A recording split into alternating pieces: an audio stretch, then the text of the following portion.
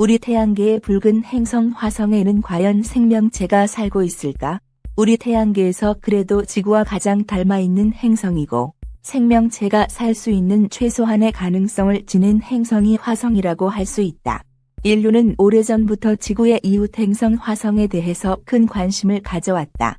화성에 혹시 생명체가 살고 있지 않을까 하는 호기심을 갖고 이미 17세기 때부터 화성을 망원경으로 관찰하는 등 화성에 대해 지대한 관심을 가져왔다.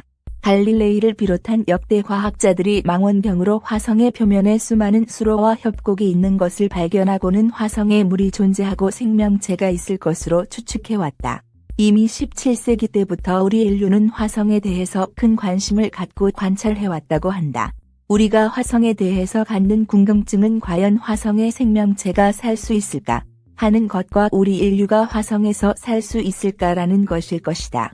이러한 궁금증은 수백 년 전부터 우리 인류가 화성에 대해서 가져왔는 궁금증으로 화성의 생명체 존재 가능성이 그 핵심이라고 할 수 있다.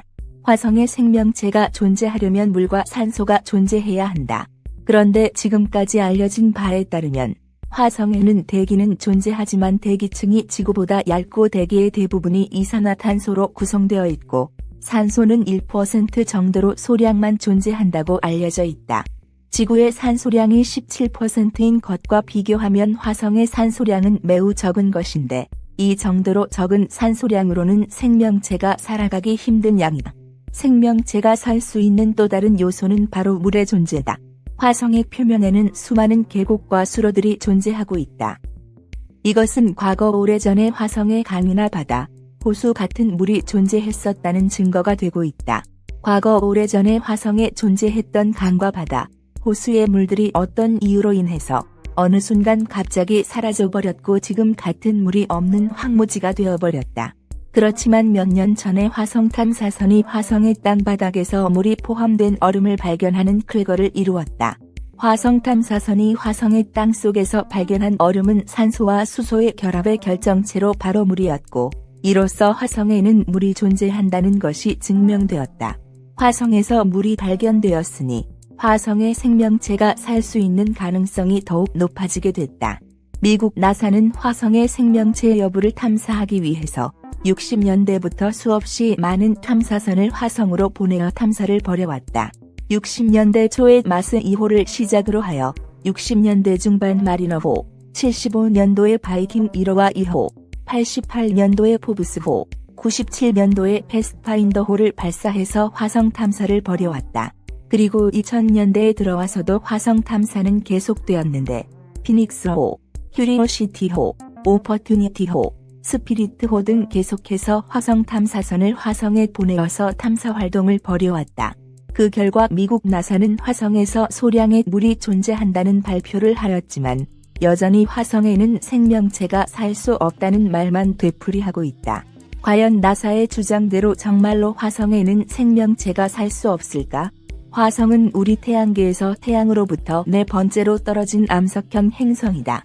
화성은 지구의 4분의 1 크기로 지구보다는 적은 행성이며 화성의 중력은 지구 중력의 3분의 1로서 지구보다는 중력이 약한데 지구에서 1m 뛰어오른다면 화성에서는 같은 힘으로 무려 26m를 공중으로 뛰어오를 수 있다.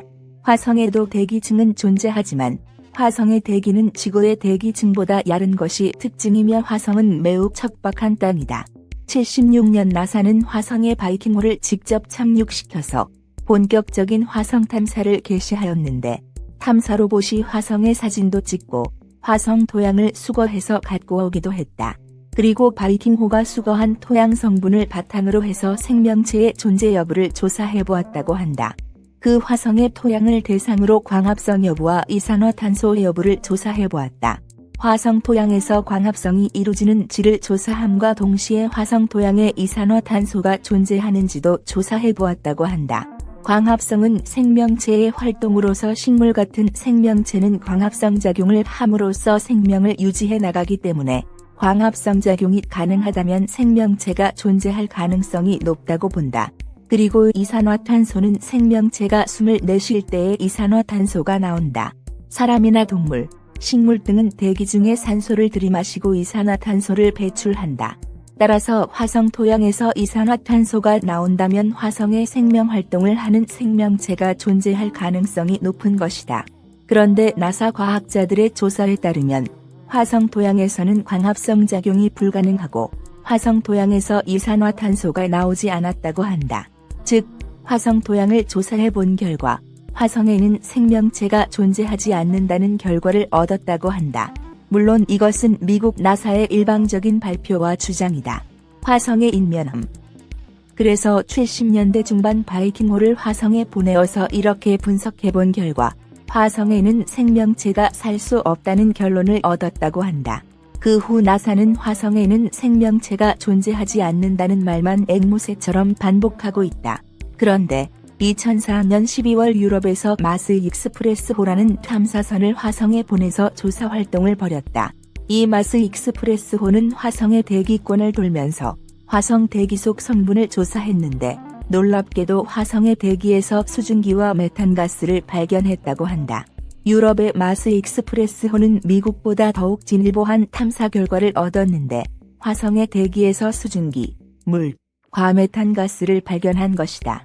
화성의 대기에서 발견된 수증기와 메탄가스는 생명체의 존재 가능성을 높여주는 물질이라고 한다.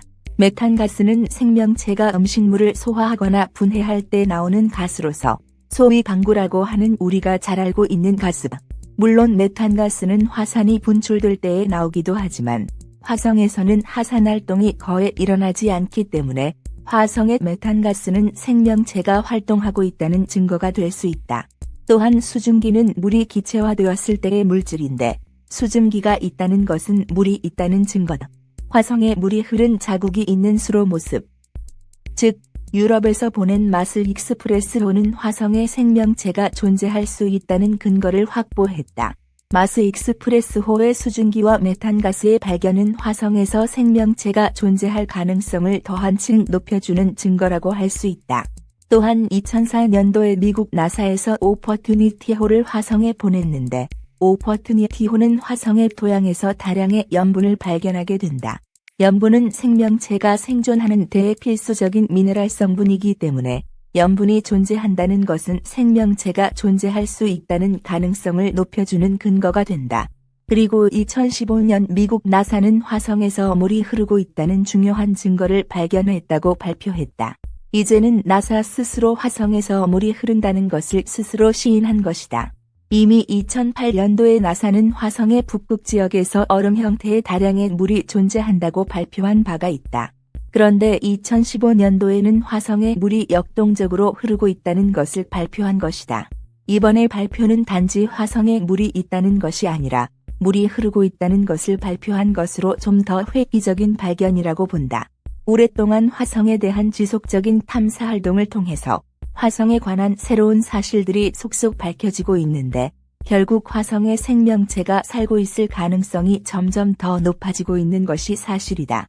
그래서 미국 나사는 처음에는 화성에 생명체가 존재할 수 없다고 단호하게 말해왔지만 이처럼 화성에서 획기적인 발견이 계속 이어지자 이젠 나사도 화성에서 생명체가 존재할 가능성이 있다고 입장을 바꾸기에 이르렀다.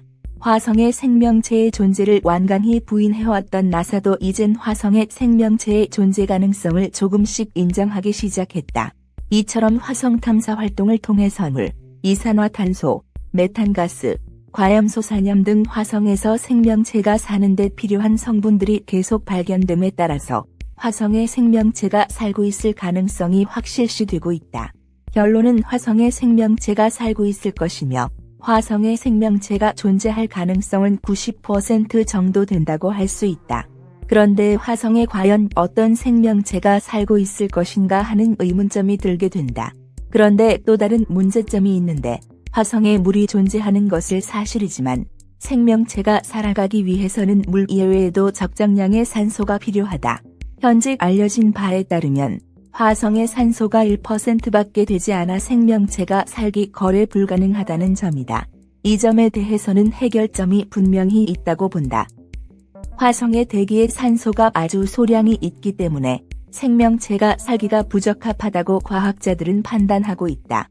그런데 산소는 물을 분해하는 기술이 있으면 물로부터 산소를 뽑아낼 수 있다. 그리고 대기로부터 산소를 모아서 집약시켜서 생존에 필요한 산소를 얻어내고 외부와 밀폐된 실내의 공간에 산소를 공급한다면 지적 생명체들은 화성인 산소가 공급되는 실내에서 살 수 있다고 본다. 추론해 보면 화성은 과거에 엄청난 지각 변동이나 거대한 재난이 일어나서 화성의 표면이 황폐화되었고 화성의 표면은 생명체가 살기가 불가능한 척박한 땅으로 변해버렸다. 원래 아주 오래전에 화성에는 물도 풍부하고 산소도 풍부한 아주 살기 좋은 환경의 행성이었고 짓기처럼 생명체도 살고 있었을 것으로 판단된다. 그런데 어느 시기에 어떤 이유로 해서 화성에 엄청난 지각 변동과 폭발이 일어났고 그로 인해서 화성 표면의 산소와 물이 거의 사라져버리고 화성은 지금 같은 황폐하고 척박한 땅이 된 것이다. 그렇지만 문명이 고도로 발전했던 화성의 외계인들은 화성의 엄청난 재난에도 불구하고 일부는 살아남았고 그들의 높은 과학기술력으로 화성의 지하 속에 지하도시를 만들어서 대부분의 화성인들이 안전한 지하도시에 들어가서 거주하고 있는 것은 아닐까? 이와 같은 이야기는 러시아의 인디고 소년 보리스카가 이야기한 적이 있다. 보리스카는 스스로 자신은 전생에 화성에서 산 적이 있다고 언론에 얘기한 적이 있다. 초능력자이자 인디고 소년인 보리스카는 과거에 화성에서 외계인 간의 대규모 핵전쟁이 일어났고 그로 인해 화성의 표면이 모두 파괴되어 버렸다고 얘기한 바가 있다. 그리고 대부분의 화성인들은 지하도시를 건설해서 모두 지하도시로 숨어들어가 살고 있다고 한다. 그럼 화성에는 도대체 어떤 생명체들이 살고 있을까? 화성에는 외계인들이 살고 있다는 것인가? 보리스카의 말에 따르면 화성에는 분명히 지적으로 발달한 휴머노이드형의 외계인들이 살고 있다고 한다.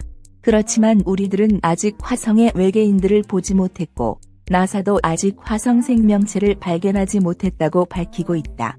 그러나 화성 탐사선에서 보내온 사진들 속에서 분명히 화성 생명체의 존재의 단서를 확인할 수가 있다. 지금까지 화성에는 20개가 넘는 많은 화성 탐사선들이 보내졌고 그 화성 탐사선들은 수많은 화성 표면의 사진들을 찍어서 전송해왔다. 그 화성 탐사선들이 찍어서 보내온 화성 표면의 사진들을 정밀하게 조사하고 분석해보면 화성 표면에서 생명체의 단서들을 얼마든지 확인할 수 있다.